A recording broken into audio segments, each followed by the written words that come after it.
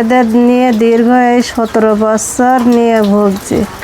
এরা হাঁটাচলা করতে পারে না, এদের সমস্ত সব কিছু নিজেদের করানো লাগে।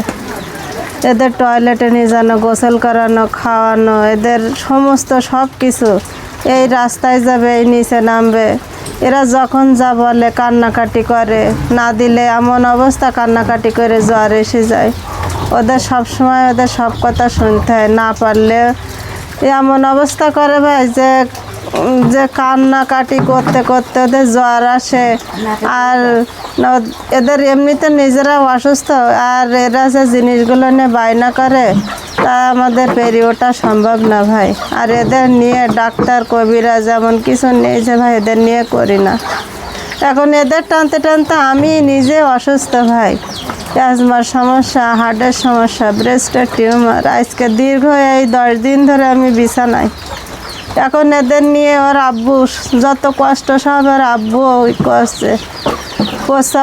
প্রস্রাবে নিয়ে জানি, টয়লেটে নিয়ে জানি, ওদের গোসল করানো, ওর দাদি আছে ওদের খাওয়ায়, আমি ওদের কিছুই করতে পারছি না ভাই।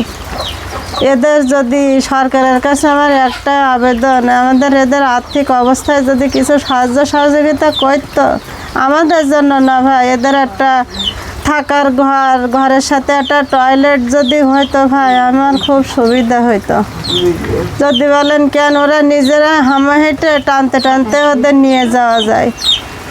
এখন এমন অবস্থায় যে ওদের নিয়ে বাথরুমে নিয়ে যাওয়া আমার সম্ভব না। ওদের নিয়ে আমি টানতেও পারছি না, উঁচু করতেও পারছি না ভাই।